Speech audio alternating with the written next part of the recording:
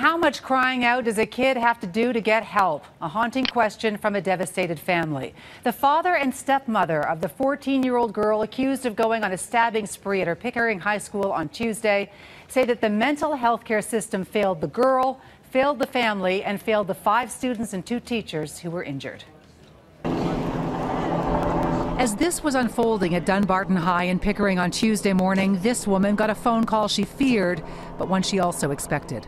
Around 9:30 or so, and it's the school officer.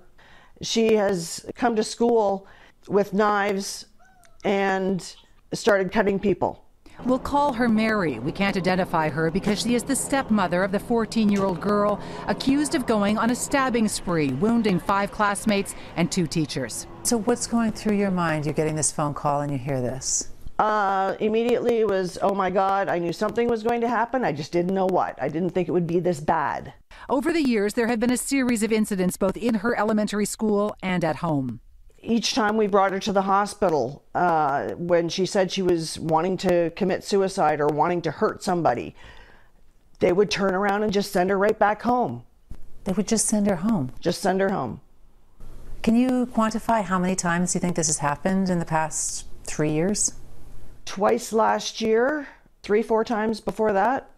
More than once I've been in tears with frustration that you have this kid who's got all these problems and nobody is doing anything, and she's just getting worse. I was calling the school, I was calling the police, I was talking to the hospitals, talking to the doctors, talking to everybody, and saying she needs help. She's been on a waiting list for a psychiatrist in town for over 2 years. I haven't even gotten a phone call from them to set up an appointment. The teen hasn't lived with her dad and stepmom since October after another violent incident, another 911 call, and another trip to the hospital. They put her on, I believe it's called a Form 1, which is a 72-hour hold. She's in the hospital and you're expecting, at least in that 72 hours, someone is going to see her. Mm-hmm. And instead she gets released. Yes. Without any evaluation? Exactly. Mary says the girl's birth mom discharged her and took her to Pickering, where she's been living for the past 4 months. During that time, she wrote chilling Tumblr posts about her desire to die and her desire to kill. How much more crying does this kid have to do to get help? If somebody had have done something before, none of this would have happened. These poor people wouldn't have been injured. We all love her, and we all want what's best for her. We want her to get help. Now, the suspect's dad was too distraught to go on camera. He was in the room during that interview.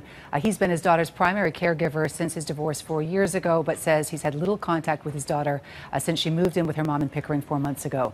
I do want to tell you about how I connected with his family. Last night, they sent me a very angry email about the story I brought you yesterday. So I drove to their small community last evening to talk to them about it. The main reason I contacted you was because of the post that was put up on the news saying that her father was a racist and calling all these people evil names and painting somebody who is nothing but a hardworking, loving father who wants the best for his child and who feels so bad about what she has done to these other people and making him the bad guy.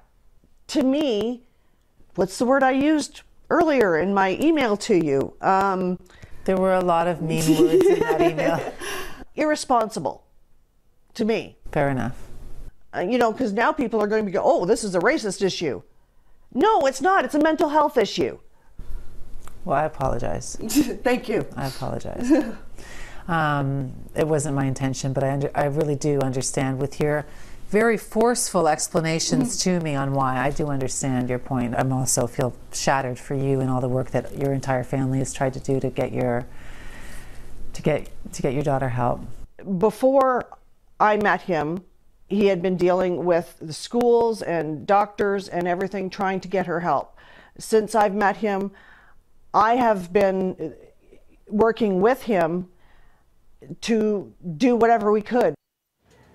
Now, the girl's dad was right there during the interview, but was so upset about the situation that he let Mary, the stepmom, do all the talking. They say their daughter has been in crisis for years, that they love her, and they hope that now she will get the help she so desperately needs.